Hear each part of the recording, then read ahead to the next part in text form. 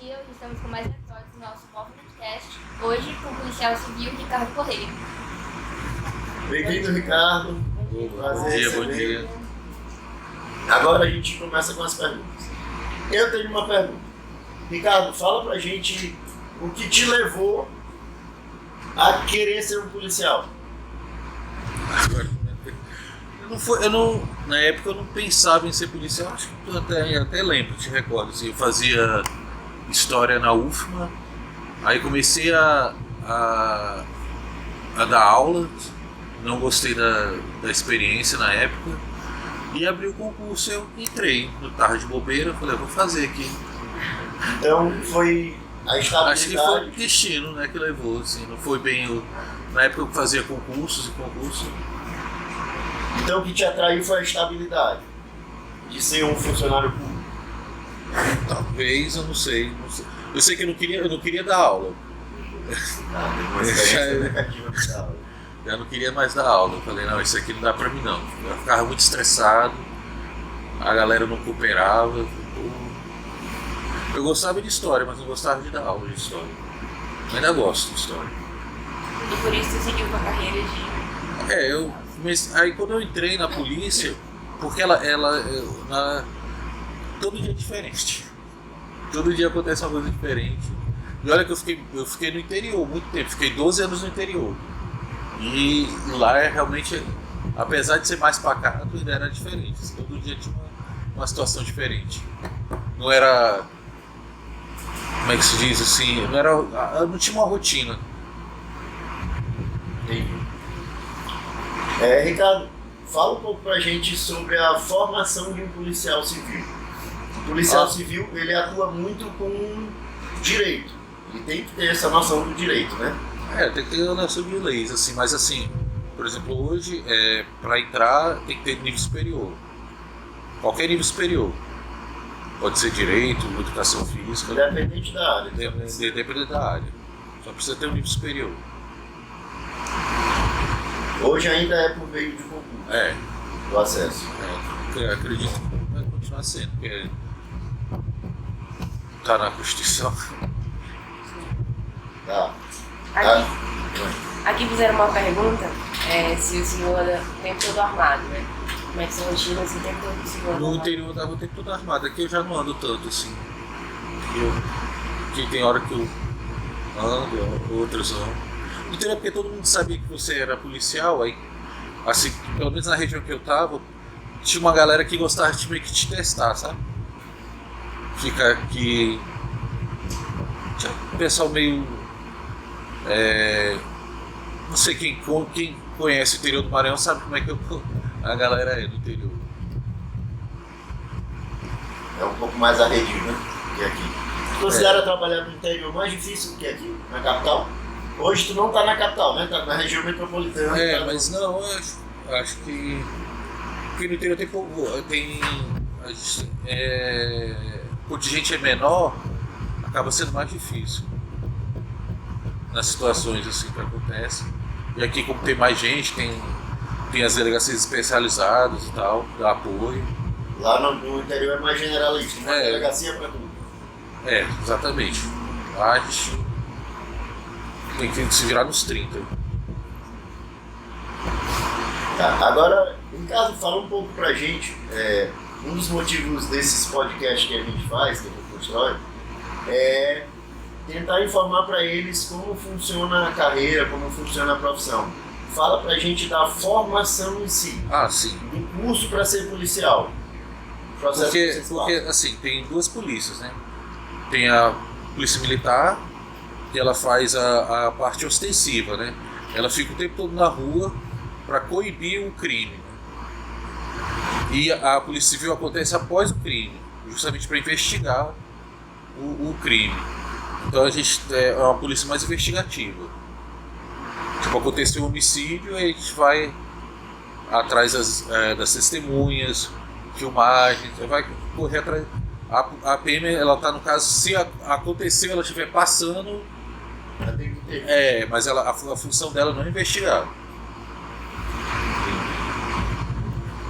Qual foi a situação mais perigosa assim, que você já passou? Você? Na sua profissão, o momento mais perigoso assim que lhe ocorreu. Teve uma situação ao roubar carga no interior que a gente foi atrás, aí foi a primeira vez, igual quando eu entrei. Aí a gente chegou num determinado local onde podia estar o caminhão e ele realmente estava lá. E quando a gente chegou era um local assim, a gente chamava lá de pissarreira. Era assim descampado, assim, era cheio de. Não sei se já foram nesses locais que fica pissarra. É difícil explicar. Era na entrada de Graça-Aranha, perto da entrada de Graça-Aranha. Quando a gente entrou, a gente foi recebido logo com um disparo, aí eu, novo verdinho, a gente saiu do carro e começamos a disparar, mas os caras fugiram. Aí recuperamos o caminhão lá. O pessoal perguntou aqui no grupo como é o treinamento físico para você se tornar um policial. Tem a prova? Tem um TAF, né? O TAF na época consistia em corrida, barra, tinha salto à distância, não me recordo, abdominal, tinha umas coisas, mas na época até como eu fazia judô, era bem era mais fino, tirei de letra, né? E volta a pergunta, Ricardo. Quanto à formação, vocês fazem um curso. Faz um curso. Não é como a Polícia Militar, né? Que a Polícia Militar faz passa também. por 4 anos. Né? Não. Eles fazem. Não. No caso do CFO são 4 anos. Curso de formação de oficiais. Eles ficam, porque também é um nível superior, eles saem com salvo engano, é administração. Porque eles fazem um curso também de administração enquanto estão se preparando para ser oficiais. Eu não tenho total certeza, mas tinha um amigo meu que fez, eu compreendo que é assim, sabe, com um curso similar de administração. E o da Polícia Civil, fala pra gente como é. Não, não chega a ser muito grande não, acho que uns 5 meses. Aí consiste em técnicas de abordagem, técnicas de investigação, curso de tiro. Eu realmente, por exemplo, na época eu nunca tinha pegado uma arma, aí aprendi lá.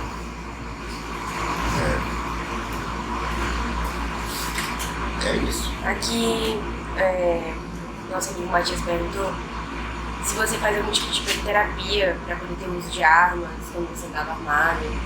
Terapia? Se a polícia tem esse tipo de protocolo, treinamento para isso, quando você estava armado. Não, a gente faz um treinamento na academia, né? E depois a pessoa tem que ter consciência de que ela tá em perigo constante também, porque ela também é visada, as pessoas às vezes, os marginais querem tomar a arma. Aconteceu ontem, aqui em Ribamar, um policial, um PM, ele estava saindo do serviço e ele viu uma menina sendo assaltada na parada de ônibus. Ele correu para intervir na situação, o cara fugiu, entrou no mato, ele perseguiu o cara e conseguiu barrerar o cara, né? Falou, aí o cara partiu pra cima dele, a arma falhou. Aí eles começaram a luta corporal no mato lá, e nisso o cara deu um mata-leão nele. Aí ele ficou meio que grogue, desacordado, aí o cara pegou a arma. Aí como a arma tinha falhado com ele, né?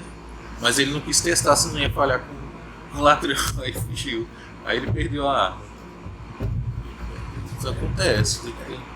Assim, tu te considera, nessa profissão, tu te considera intenção constantemente ou tu consegue relaxar?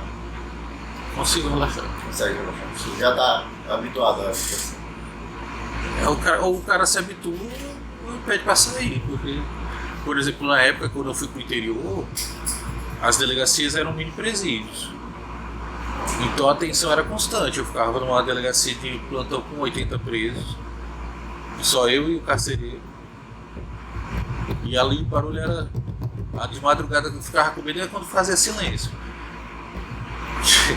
E alguma coisa errada estava fazendo. Sim. Aqui também perguntaram quais são as principais responsabilidades de um policial civil comparado com os outros anos da polícia. Responsabilidades? Eu acho que essa pergunta ele meio que já respondeu.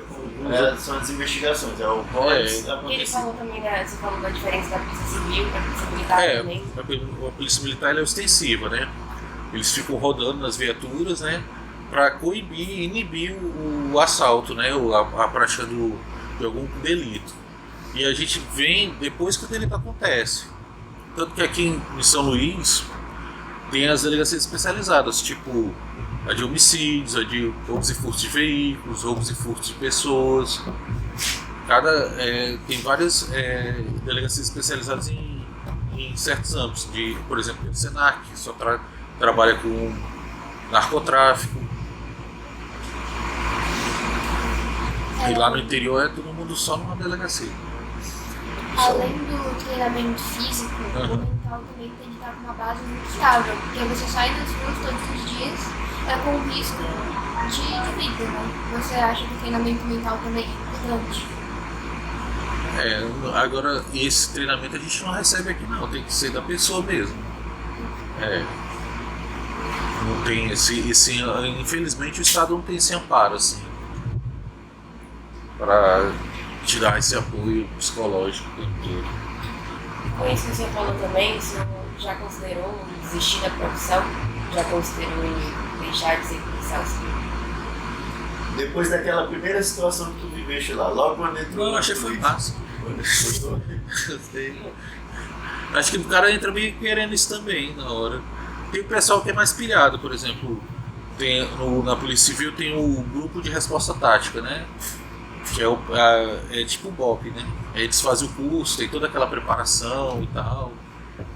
Aí essa galera é o pessoal que vai para missões específicas. Eles ficam treinando só para certas missões. Que é o pessoal que o tempo todo treinando tiro e tal, fazendo. Infelizmente eu envelheci, engordei, não deu pra. E tem um TAF muito difícil lá, 10 km e tal, não dá mais pra mim não. No caso seria uma polícia mais de colocar ostensiva, quando vocês, por exemplo, tem que invadir um determinado local. Não, assim. é tipo quando, por exemplo, tem um assalto a banco, que também a gente tem uma equipe aqui, né? A delegacia só de assalto a bancos, aí eles ficam só pra isso, assim, pra ir pra essas situações, atrás dos. Que aconteceu, tem que ir. Aí eles ficam o tempo todo de sobreaviso. O pessoal também fez uma pergunta aqui em relação a manifestações públicas e eventos que possam se tornar violentos. Quais são os protocolos que a polícia toma mediante essas situações? Por exemplo, uma manifestação, Sim. aí já entra mais no âmbito da PM, porque eles que fazem eles têm, por exemplo, o batalhão o choque, né? Que trabalha com manifestações. A gente não chega a ser nosso métier esse. Só se acontecer um crime lá e a gente vai ter que investigar assim, o que aconteceu. Quanto à organização da Polícia Civil, a gente conhece, tem o escrivão, Sim. tem o agente E tem o delegado. e o delegado. Exato. O delegado também, Polícia Civil. Ele é no caso, por exemplo, acontece um crime, né? Aí o delegado ele repassa a missão para, por exemplo, para você, George. Aconteceu um assalto em tal lugar, aí você vai lá, aí no caso eu vou procurar testemunhas, vou procurar imagens, repasso tudo no relatório pro delegado. Aí a responsabilidade dele é fechar isso. Ele fica no comando, até porque ele não pode ser onipresente, não tem como ele estar em todo lugar, então ele vai passando para as equipes. E, tipo, você está tendo eu vou dizer a situação, por exemplo, no interior. Eu recebia denúncia de um lugar que estava tendo tráfico. Eu ia lá, sondava, pegava. No interior o pessoal ele participa, né? A vizinhança eles colocam, né? Realmente ali é estranho, o pessoal vai de madrugada, muita gente vai lá. Aí eu faço o relatório, entrego para o delegado e o delegado pede o mandado de busca, né? Com base nesse relatório. Aí a gente vai lá depois dar uma visita de madrugada lá, 5 horinhas, ver se tem alguma coisinha ou não. E com isso que você acabou de falar, quais são os conselhos que o senhor daria para quem quer seguir com essa carreira? Estude e vá para outro lugar. E seu dia a dia, como é? O senhor disse que a cada dia assim, é uma coisa nova, diferente, não tem muito uma rotina. Porque realmente acontecem várias coisas assim, todos os dias. Como eu estava te falando, a situação de ontem aí do PM, foi o que mobilizou mais, assim, a gente procurando imagem já conseguimos imagem do marginal e tal, já tem umas certas informações já. Vocês devem ter informações, como tu disseste aí, das mais diversas áreas. Conta pra gente um caso que tu lembra aí que foi, entre aspas, até engraçado. Também já posso contar de um homicídio que foi muito ligeiro pra gente solucionar. Aconteceu numa madrugada, a meio-dia a gente já conseguiu pegar o assassino. Eu estava de plantão em Presidente Dutra, né? Aí lá tinha um clube chamado Rojão do Ovo. E amanheceu um rapaz morto no estacionamento. A gente teve a notícia crime, fomos lá. Chegando lá, o cara parecia que estava dormindo, deitadinho assim. Eu, rapaz, esse cara tá morto. Ele tinha recebido uma pedrada na cabeça e caiu no estacionamento. Eu acho que quem passava olhava e pensava que estava dormindo, que estava bêbado dormindo. Aí eu fui no clube procurar as câmeras, né, para ver se pegava a imagem. Na hora do homicídio não pegava. Tinha as imagens dele saindo sendo expulso do clube, né? Ele estava muito bêbado. Lá fora ele entrou em confusão com outro rapaz. Aí os seguranças separaram. Aí tem um momento que ele sai da frente das câmeras e vai, acho que, urinar, não sei. E o rapaz que ele teve confusão lá fora vai atrás dele. E perto tinha uma menina que estava vendendo batata frita. Aí a reação da menina que mostra que tinha acontecido uma coisa, porque a câmera não mostrava, mas ela ficou toda assustada e saiu de perto. Aí um de segurança eu conhecia, aí eu liguei pro cara e perguntei se ele conhecia a menina da batata frita, porque eu vi ele várias vezes indo lá conversar com ela. Aí eu fui atrás da menina, consegui a informação onde ela morava, peguei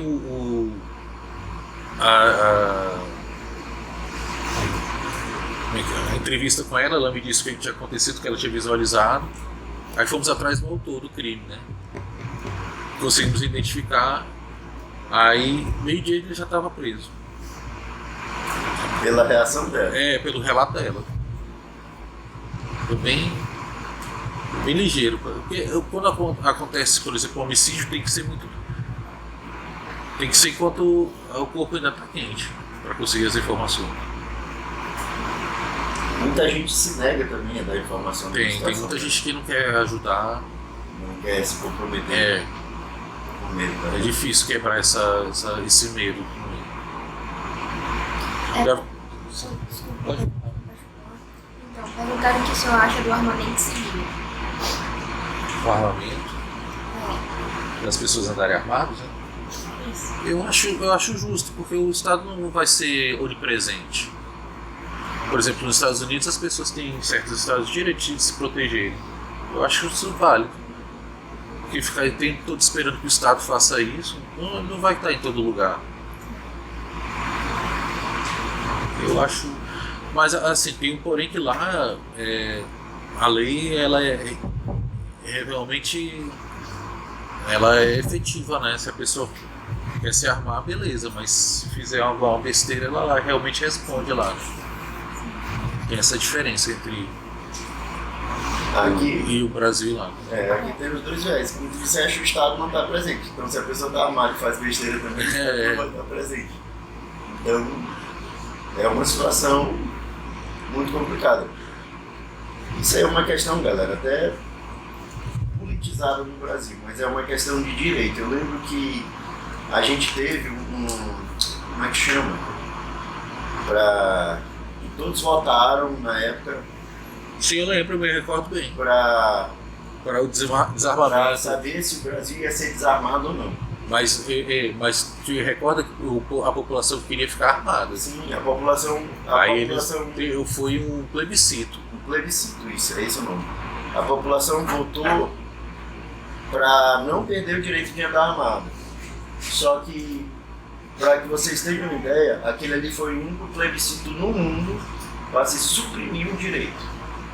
Todos os outros que ocorreram no mundo foi para adicionar ou não um direito. No Brasil, o único no mundo que se tem registro até hoje para retirar um direito. Então muita gente votou ali, nem só por causa da questão da arma, mas para não se suprimir um direito. Aí depois o Congresso foi e retirou esse direito. Mas isso aí é uma conversa mais ampla para frente. Estão perguntando por quais interiores assim o senhor já trabalhou, já passou. Eu fiquei 12 anos ali naquela região de Presidente Dutra.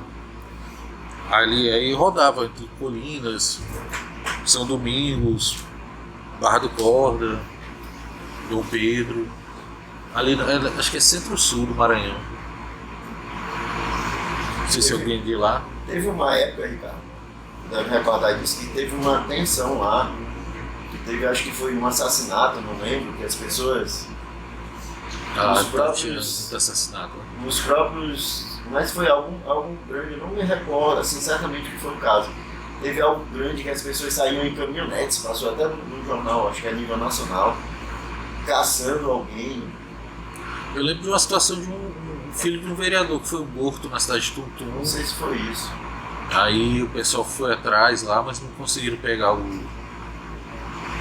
os pistoleiros na época lá. Teve uma situação assim, na cidade pequena, aí o vereador ofereceu acho que 50 mil para quem desse informação, e apareceu um bocado de gente armada, foi rodando lá. Uma confusão pra caramba.